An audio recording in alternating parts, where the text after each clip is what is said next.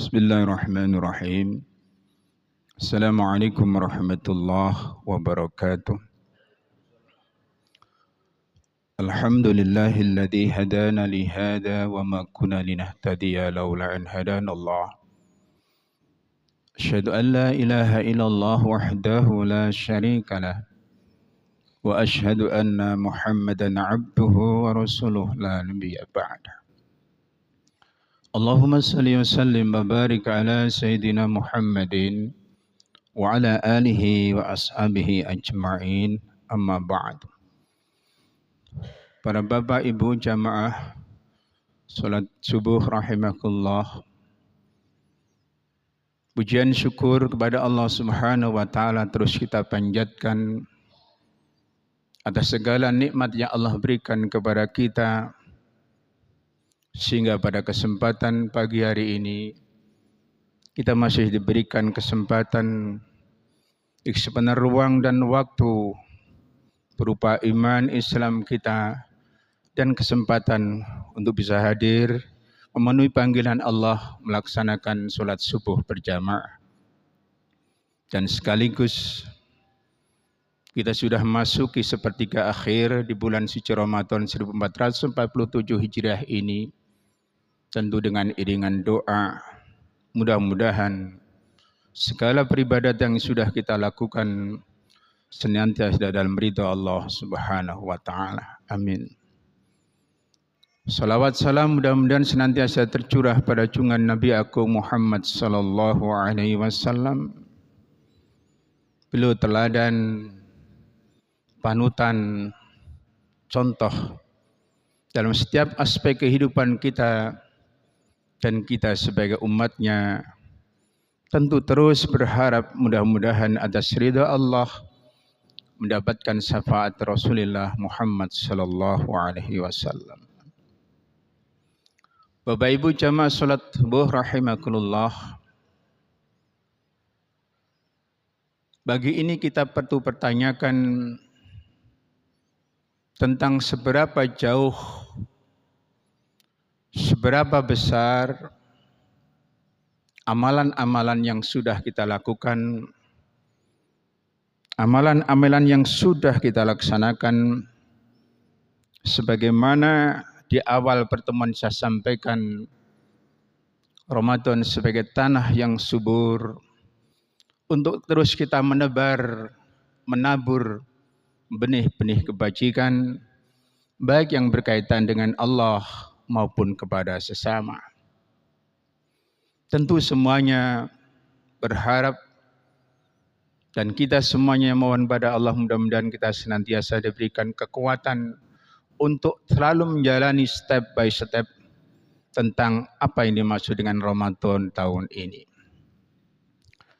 Pada pertemuan ini kami ingin melihat bahwa Ramadan sebagai madrasah rohaniyah. Kalau di awal saya gambarkan Ramadan sebagai tanah yang subur untuk kita bisa tanami, untuk kita taburkan benih kebaikan. Di bagi ini kita coba konteksnya madrasah rohaniyah. Ramadan sebagai sekolah, sebagai pendidikan rohaniyah bagi setiap hamba-hamba Allah sebagai orang yang beriman. Dan sekolah ini, pendidikan rohaniyah ini terjadwal oleh Allah dengan 1/12 atau anggaplah 8,3%. Dalam sisi kehidupan Allah mewajibkan sekolah atau pendidikan ini kepada hamba-hamba Allah yang beriman. Mulai Muharram sampai dengan Dzulhijjah, 12 bulan itu kita ambil 1 bulan penuh yang Allah memberikan ruang dan waktu yang seluas-luasnya untuk bisanya manusia diberikan pelajaran pendidikan atas sekolah rohaniyah yang bernama Ramadan. Saudara, aspek-aspek yang harus dikuasai dan harus dicapai dalam kegiatan pendidikan Ramadan ini minimal ada 3 hal. Karena tuliskan betapa manusia yang beriman berlomba-lomba dalam rangka pendidikan Ramadan ini, terkadang ada yang tidak lulus, gagal di tengah jalan. Ada juga yang sampai pada finish, tentu dengan nilai yang sangat bervariasi. Lulus biasa-biasa saja, lulus yang baik, dan lulus dengan excellent atau dengan yang sangat memuaskan. Untuk itu ada 3 hal yang harus kita capai dalam kelas ini. Yang pertama adalah bagaimana Ramadan sebagai pendidikan madrasah rohaniyah ini mampu melahirkan manusia yang terikat oleh rotasi, yang terikat oleh sistem, yang dirinya sebagai hamba selalu terikat dengan Allah Subhanahu wa taala. Yang diteratur agama kita disebut dengan muraqabah.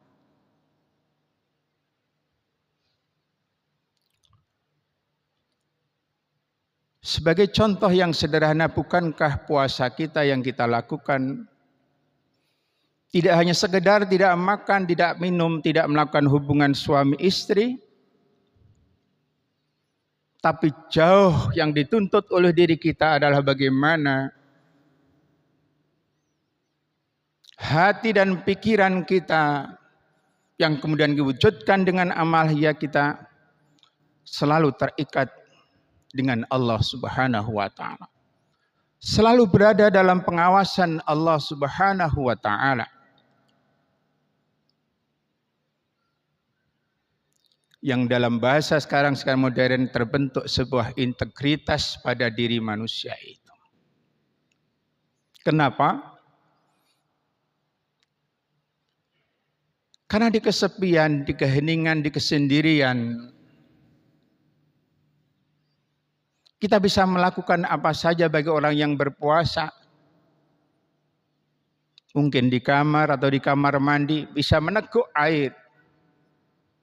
Tidak ada yang tahu.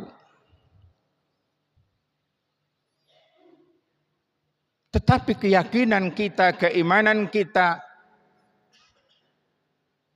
bahwa memang betul tidak ada yang tahu manusia atau siapapun, tetapi kita yakin innallaha khabirum bima ta'malun.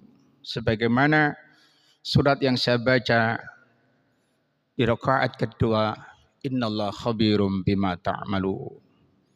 Sesungguhnya Allah mengetahui sekecil apapun yang kamu lakukan. Dan di era digital ini, eksistensi tentang muraqabah ini, merasa dalam pengawasan Allah ini, sudah realitas, sudah nyata.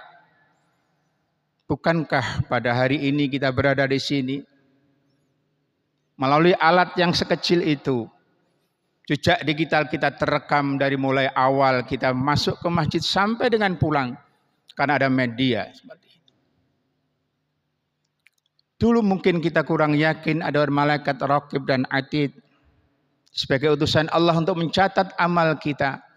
Tapi malaikat raqib dan atid sudah mulai betul-betul real, nyata ketika kemajuan teknologi, bahwa rekam jejak manusia setiap saat tinggal disetel saja, maka semuanya sudah ada apa adanya. Tidak bisa ditutup-tutupi. Dan inilah yang hendak dicapai, yang hendak diraih kepada setiap orang yang mengikuti pendidikan itu, agar pada dirinya terikat senantiasa dalam pengawasan Allah Subhanahu wa taala. Wa huwa ma'akum aina ma kuntum wallahu bima ta'maluna basir. Dan dia Allah bersama kamu dimanapun kamu berada. Dan Allah mengetahui apa-apa yang kita lakukan. Saudara, cerminan integritas ini dalam bahasa modern kita, satunya kata dengan perbuatan yang menumbuhkan kejujuran bagi setiap pribadi-pribadi kita, faktor utamanya adalah bahwa dirinya yakin sekecil apapun yang kita lakukan, ya'ti bihallah, pasti akan dilihat, diketahui oleh Allah Subhanahu wa ta'ala. Maka tentu ini menjadi bagian penting yang mari sama-sama senyampang kita masih diberikan kesempatan Allah, maka standar kelulusan kita Ramadan ini haruslah menggantungkan bagaimana pribadi kita merasa dalam pengawasan Allah Subhanahu wa ta'ala, yang dalam psikologi kita disebut dengan kecerdasan spiritual.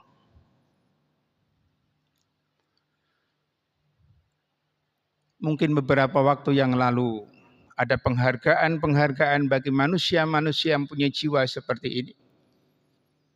Ada yang menemukan barang mewah di bandara yang tidak ada yang tahu kecuali satpam bandara. Tapi karena kita merasa muraqabah, ia laporkan ini bukan milikku, maka ia kembalikan pada yang punya. Begitu juga banyak dalam kehidupan kita contoh-contoh manusia yang sudah sampai pada tahapan muraqabah ini, dan pasti pada dirinya mempunyai keimanan yang berkualitas, keimanan yang sangat tinggi. Bapak Ibu jamaah salat subuh rahimakumullah. Sehingga gambaran baginda Rasul Muhammad sallallahu alaihi wasallam memberikan warning, memberikan perhatian kepada kita. Qamin sha'imin laisa lahum min syiyam ilal ju' wal 'atas. Berapa banyak manusia yang ikut dalam madrasah rohani yang bernama Syam Ramadan ini, ia tidak mendapatkan apa-apa kecuali hanya sekedar lapar dan dahaga.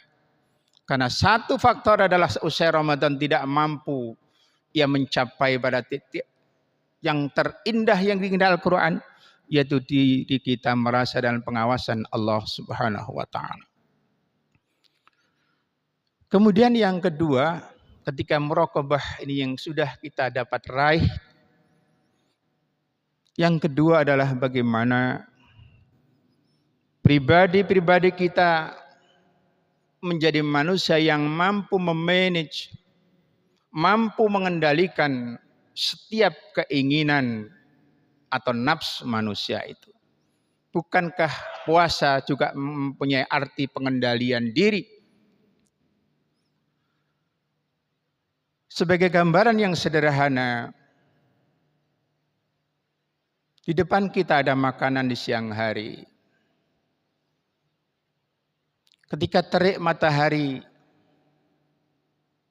kita haus, kita lapar.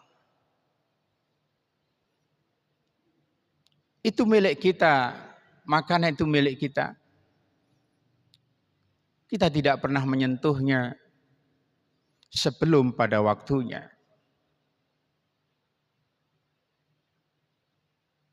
Setiap kita yang sudah berkeluarga punya istri, milik kita yang sah, yang halal. Di siang hari ketika kebutuhan biologis kita ada, itu halal kita lakukan, boleh kita lakukan. Tetapi ketika puasa diajarkan untuk mengendalikan, di siang hari kita tidak melakukannya. Begitu juga baginda Rasul Muhammad sallallahu alaihi wasallam memberikan salah satu contoh. Ketika dirimu pada saat puasa ada yang mencela, menghardik, mencemooh, maka Nabi memberikan resep, katakan inni shaimun, aku sedang berpuasa. Apa kita tidak punya kemampuan untuk membalasnya? Ada. Dan itu boleh. ketika kita didolimi, ketika dicerca, tapi Nabi dengan bahasa yang indah katakan, aku sedang berpuasa. Aku sedang melakukan latihan pengendalian diri untuk memanage kemauan, keinginan atau nafsu yang ada dalam diri kita. Dan dalam bahasa psikologi disebut dengan kecerdasan emosional kita. Berapa banyak di antara kita kaum muslimin yang menimbulkan sesuatu masalah dalam kehidupannya, problem semata-mata ketidakmampuan dirinya untuk mengendalikan diri. Ada pembunuhan anak kepada orang tua, semata-mata karena pada dirinya tidak mampu mengendalikan kemauan, keinginan yang ada pada. Sesungguhnya keinginan nafsu itu adalah garisah. Keinginan nafsu itu tidak mungkin tidak kita miliki sebagai manusia. Ingin punya jabatan, ingin punya harta yang banyak, ingin punya istri, macam-macam. Tetapi keinginan-keinginan itu tidak harus diperturutkan sekiranya itu keluar dari aturan-aturan Allah.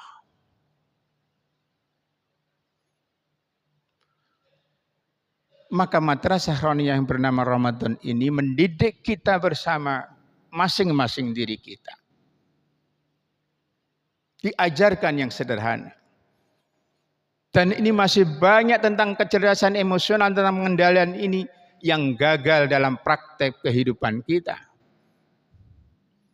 Sebagai contoh, setiap pagi saya 5:30 berangkat. Berapa banyak di antara kendaraan yang dari kantor pos itu terus menuju Blimbing Sari. Padahal itu sudah rambu-rambu, tidak diperkenankan. Berapa banyak juga di antara kita mungkin ketika ada kebutuhan yang mendesak, ketika lampu merah ada, kita sudah dengan bahasa yang mudah, oh tidak ada Pak Polisi, tidak ada yang melihat, jalan saja. Padahal itu adalah sebuah indikasi kita tidak mampu memanage, tidak mampu mengelola, tidak mampu menguasai emosi pada diri kita. Dan ini butuh belajar, butuh pendidikan. Maka disinilah Allah menghendaki untuk setiap pribadi mukmin supaya mampu mengendalikan diri dalam setiap kehidupan yang dihadapi di dunia ini melalui Syam Ramadan. Dan yang terakhir, yang ketiga adalah ultimate goal atau yang diharapkan tujuan akhir dari pendidikan Ramadan itu adalah bagaimana setiap pribadi kita punya empati kepada sesama yang dalam bahasa psikologi tadi disebut dengan kecerdasan sosial. Kita merasakan lapar, kita merasakan dahaga, dan itu bukan hanya sebatas kita rasakan dan untuk diri kita, tapi Allah hendak mengajarkan kepada diri kita bahwa saudara kita, tetangga kita yang mungkin oleh Allah diberikan kesempatan, kesempitan dalam masalah rezeki, materi misalnya. Itulah contoh real yang kita rasakan dalam puasa ini. Maka tentu kecerdasan sosial ini tidak hanya sebatas pada pikiran, tidak sebatas kata merasakan saja, tapi jauh dari itu kita dituntut untuk melakukan dalam sisi kehidupan kita. Bahwa tentu kita tidak berada dalam ruang tertutup di rumah kita, tapi kita berinteraksi dengan saudara-saudara kita, tetangga kita, rekan kerja kita, yang semuanya dibutuhkan untuk empati ketika salah satu di antara saudara kita membutuhkan, ataupun bentuk-bentuk lain di mana itu adalah ketika ada jalan Allah, maka lakukan kita supaya melakukan dalam kehidupan kita. Maka kemudian salah satu benih yang ditanam yang sampaikan di awal kita pertemuan adalah bagaimana terus kita berbagi. Ada contoh yang indah. Sebelum maghrib banyak berduyun mendatangkan sedekah untuk buka bersama. Di masjid-masjid setiap Jumat mungkin atau setiap pagi yang subuh kesempatkan kita membawa sedikit atau banyak sesuai kemampuan kita masing-masing uang untuk jalankan dimasukkan atau infak di jalan Allah. Maka itu bentuk contoh konkret bagaimana kita mampu mewujudkan apa yang dikehendaki madrasah rohaniyah yang bernama Ramadan, yakni empati sosial atau bagaimana kita terus memberikan kecerdasan sosial kita. Bapak Ibu jamaah salat subuh rahimakumullah. Jikalau ketiga ini di dalam pembelajaran dalam sekolah kita, dalam pendidikan yang bernama Ramadan 1 bulan penuh itu mampu kita gapai dan kemudian kita implementasikan dalam sisi kehidupan, maka barulah kita yang dalam bahasa agama kita menjadi la'alakum tattaqun, menjadi hamba-hamba Allah yang bertakwa kepada Allah Subhanahu wa taala. Tentu pertanyaannya bagi kita bersama adalah sekali lagi hasil nilai dari pendidikan madrasah rohaniyah yang bernama Ramadan itu masing-masing berbeda sesuai dengan kapasitas kita masing-masing. Maka mengukur diri kita dengan orang lain, tapi ukurlah Ramadan ini dengan Ramadan sebelumnya, dengan harapan mudah-mudahan 2/3 yang akan datang Ramadan ini, mari kita isi dan mampu menemukan 3 hal itu. Bagaimana kita meraqabah kita selalu dalam pengawasan Allah Subhanahu wa taala. Yang kedua, bagaimana kita mampu memanage emosi nafsu yang ada dalam diri kita. Dan yang ketiga, bagaimana menumbuhkan rasa jiwa sosial kita kepada sesama. Dan akhirnya mohon kepada Allah Subhanahu wa taala, mudah-mudahan Allah memberikan kekuatan kepada kita bersama dan mudah-mudahan Allah sekiranya memanggil diri-diri kita dalam kondisi husnul khatimah. Al-Fatihah. Bismillahirrahmanirrahim. Alhamdulillah. Allahumma salli wa sallim barik ala sayyidina Muhammadin wa ala alihi wa sahbihi ajma'in. Alhamdulillahi rabbil alamin. Rabbana dhalamna anfusana wa illam taghfir lana tarhamna lanakunanna minal khasirin. Rabbana la tuzigh qulubana ba'da idh hadaytana wa hab lana min ladunka rahmah innaka antal wahhab. Allahumma arinal haqqa haqqan warzuqna ittiba'ah wa arinal batila batilan warzuqna ijtinabah. Allahumma innaka afuwun karim tuhibbul afwa fa'fu 'anna. Allahumma rabbana taqabbal minna salatana wa siyamana wa qira'atana wa li jami' a'malina bi rahmatika ya arhamar rahimin. Rabbana hab lana min azwajina wa dhurriyyatina qurrata a'yun waj'alna lil muttaqina imama. Rabbana atina fid dunya hasanah wa fil akhirati hasanah wa qina adzabannar. Subhana rabbika rabbil izzati amma yasifun. Wassalamun al mursalin alhamdulillahi rabbil alamin. Allahumma salli ala Muhammad ya Rabbi salli alaihi wasallim. Allahumma salli ala Muhammad ya Rabbi salli alaihi wasallam.